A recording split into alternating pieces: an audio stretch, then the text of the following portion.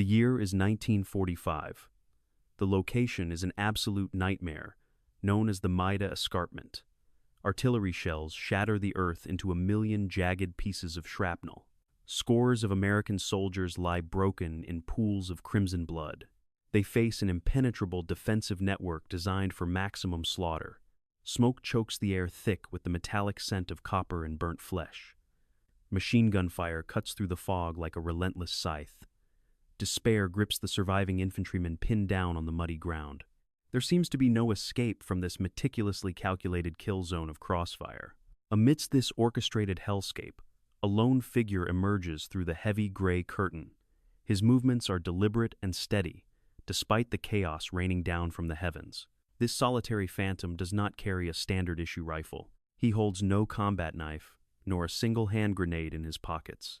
The man navigates the treacherous battlefield armed with nothing but his bare hands and a heavy rope slick with blood. This image shatters every conventional rule of modern warfare and military doctrine.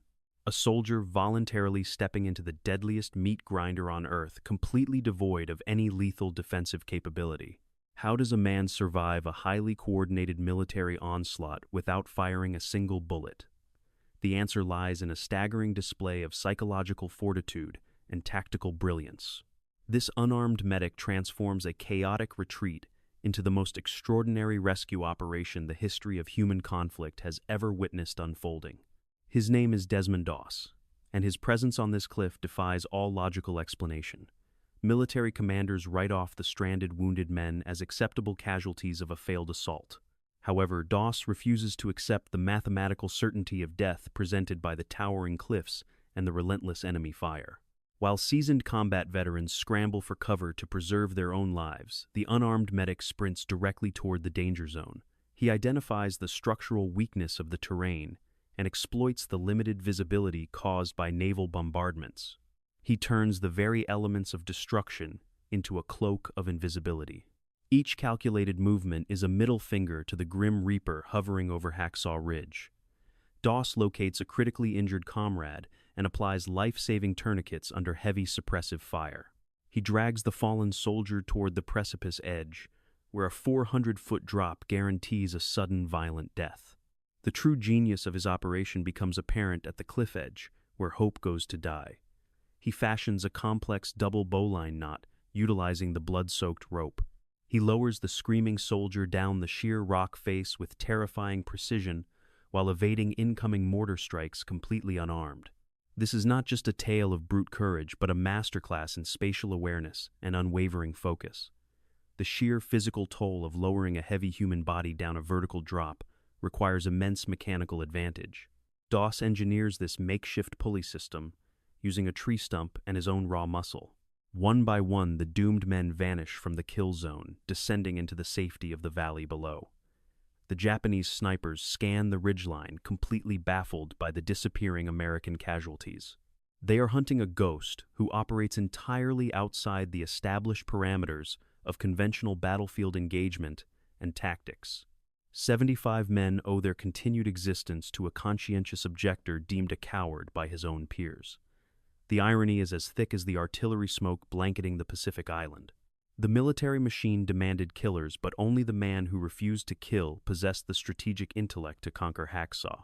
Long before the blood-soaked cliffs of Okinawa tested his resolve, Desmond fought an entirely different war. His initial battlefield was not a muddy trench, but the strict confines of a United States Army training camp. Here, the greatest weapon deployed against him was unrelenting psychological warfare and systemic abuse. Raised in the quiet hills of Virginia, his mind was forged by an unshakable religious conviction. He absorbed the commandments with a literal intensity that shaped his entire psychological framework. "Thou shalt not kill" was not a mere suggestion, but the absolute foundation of his existence and his ultimate moral compass. When the Japanese Empire attacked Pearl Harbor, a wave of patriotic fervor swept across the nation. Millions of young men rushed to enlist and secure their place in the theater of global conflict. Desmond also felt the undeniable duty to serve his country, but he carried a unique strategic vision. He envisioned himself as a healer operating within the machinery of mass destruction.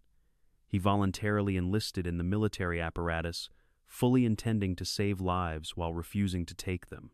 The recruiting officers viewed his application as a paradoxical joke, incapable of comprehending a soldier who outright rejected violence. Upon arriving at boot camp, the harsh reality of military indoctrination clashed violently with his peaceful ideology. Drill sergeants are trained to break down individual thought and rebuild men into compliant instruments of lethal force. Desmond became the ultimate anomaly within this highly structured system of conformity and blind obedience. The command structure recognized his defiance as a dangerous contagion that could undermine unit cohesion and combat readiness. They launched a coordinated campaign to force his resignation through severe mental and physical exhaustion. He was assigned the most degrading tasks and denied the basic privileges granted to his armed peers. Fellow recruits viewed his pacifism as a fatal liability that would inevitably get them killed in action. They hurled boots at his head while he prayed silently in the dark barracks at night. He endured vicious beatings and constant verbal degradation without ever raising a fist in his own defense. Yet every attempt to break his spirit only reinforced his impenetrable psychological armor and tactical patience. He approached the bullying the same way a master chess player observes a predictable opponent. He refused to react, emotionally neutralizing their aggression through pure stoic endurance and an unbreakable iron will. The military brass escalated their tactics by attempting to court-martial him for refusing a direct order to carry a rifle. They sought to brand him a coward and discharge him with permanent disgrace.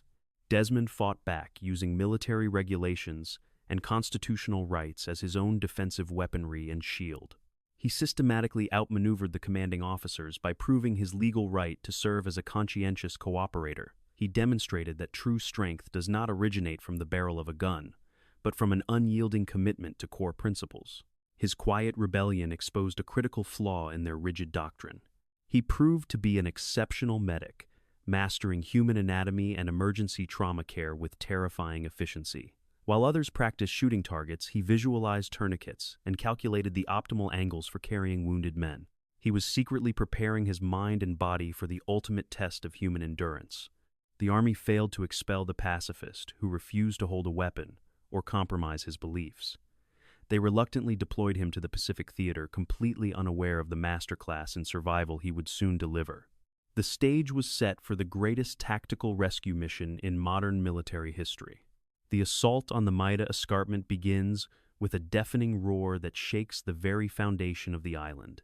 American troops utilize climbing nets to scale the treacherous vertical rock face rising 400 feet into the sky. Upon breaching the summit, they step into an intricately designed killing floor.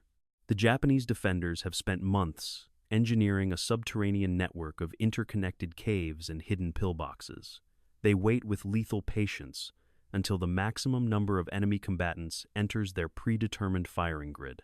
The trap springs shut with devastating precision, instantly neutralizing the entire front line of the advancing battalion.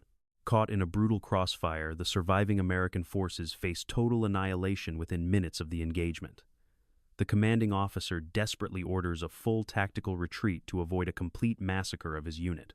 The able-bodied soldiers scramble back down the climbing nets, leaving their fallen brothers behind to die. This is the exact moment Desmond Doss activates his unorthodox master plan, defying the direct order to fall back. He surveys the bloodbath with cold analytical precision, identifying the safest extraction routes through the unrelenting chaos. He understands that speed and stealth are his only weapons against the heavily armed enemy patrols. The battlefield is heavily obscured by thick black smoke from naval artillery barrages and burning vegetation. Doss uses this environmental factor to his supreme advantage, moving like a phantom between the concealed enemy positions. He crawls through the mud, memorizing the blind spots of the Japanese machine gun emplacements. He locates the first wounded soldier and immediately begins the delicate process of field triage under heavy fire. He patches bleeding arteries and stabilizes shattered bones with rapid calculated movements that waste 0 precious seconds. His mind operates like a high-functioning machine processing trauma data while simultaneously calculating escape vectors. Hauling a heavy combatant across uneven terrain is practically impossible for a man of his slender physical stature. Doss utilizes a low center of gravity and leverages the natural slopes to drag the casualties toward the precipice. He turns the steep incline from an obstacle into a gravitational asset. The true brilliance of his operation lies in the improvised mechanical system he establishes at the cliff edge. He secures a thick hemp rope to a sturdy tree stump, acting as the primary anchor point. He then executes a flawless double bowline knot designed to secure the chest and legs. This specific knot distributes the weight evenly, preventing the injured man from slipping out during the rapid vertical descent. Doss wraps the excess rope around the tree trunk, creating essential friction to control the extreme dropping velocity. He essentially constructs a highly efficient single-man rescue pulley under active combat conditions. He lowers the first soldier down the sheer rock face, utilizing his own body weight as a counterweight. The men waiting at the base of the cliff stare in absolute disbelief as a wounded comrade descends from the sky. The unarmed medic has successfully bypassed the lethal trap set by the enemy. The psychological impact of this operation is staggering, as hope begins to infiltrate the ranks of the defeated. Doss does not pause to celebrate his first successful extraction because time is the ultimate enemy on Hacksaw Ridge. He turns around and sprints right back into the mouth of the roaring inferno. He repeats this incredibly dangerous maneuver again and again, operating with a mechanical rhythm driven by pure adrenaline. The sheer repetition of this exhausting physical task defies biological limits and pushes his body to the absolute brink. Yet the mastermind medic refuses to stop until the Grim Reaper is thoroughly defeated. The perfect rescue operation faces its most terrifying obstacle as night falls over the desolate ridge. The darkness provides crucial cover for Doss, but it also allows the Japanese hunter-killer squads to emerge from their subterranean fortresses. They begin sweeping the battlefield methodically to execute any surviving American soldiers. A new deadly variable is introduced into the equation as enemy flares periodically illuminate the pitch-black sky. These brilliant bursts of magnesium turn night into day, exposing any movement on the barren rocky terrain. Doss must synchronize his rescue efforts with the unpredictable intervals of the blinding chemical light. The tension reaches an agonizing peak when a heavily armed enemy patrol approaches his concealed position in the mud. Doss is currently treating a soldier with a severe leg wound who is groaning in immense agonizing pain. If the injured man makes a single loud noise, both of them will be instantly slaughtered. Operating with ice-cold nerve, Doss covers the bleeding man's mouth and presses his own body flat against the earth. The footsteps of the enemy soldiers echo ominously close as they thrust their bayonets into the surrounding corpses. The unarmed medic literally holds his breath as a blade pierces the soil mere inches away. This is the ultimate test of psychological warfare, where a single flinch means total immediate annihilation. Doss manipulates the situation by tossing a small rock into the darkness to create a vital auditory distraction. The patrol instinctively pivots toward the sound, granting him a narrow 3-second window to remain undetected. His sheer audacity keeps him alive as he continues dragging bodies toward the makeshift rope extraction point. However, his own physical machinery begins to critically fail under the immense prolonged stress and severe dehydration. His hands are shredded and raw from the extreme friction of the coarse, heavy lowering rope. Blood pours from his blistered palms, mixing with the dirt and the blood of the men he is desperately saving. Every single muscle fiber screams in agonizing protest as he hauls another heavy soldier across the jagged rocks. The mastermind is fighting a war against the enemy and his own decaying biology. Just when the operation seems sustainable, a terrifying flaw in his environment threatens to ruin everything instantly. A Japanese sniper equipped with a high-powered rifle spots a shadowy figure moving near the cliff edge. The sniper calculates the wind speed, adjusts the elevation dial, and slowly squeezes the heavy metal trigger. A high-velocity projectile tears through the night sky, missing the medic's head by an incredibly small fraction. The sudden report of the rifle compromises his hidden location and alerts the nearby infantry squads to his exact coordinates. Doss is now officially the primary target of a coordinated enemy hunting party. He makes a brilliant tactical decision to abandon stealth and relies entirely on sheer chaotic momentum. He grabs the injured soldier and literally slides down a steep, muddy embankment just as tracer rounds rip through their previous position. He utilizes the uneven topography to break the line of sight and vanish.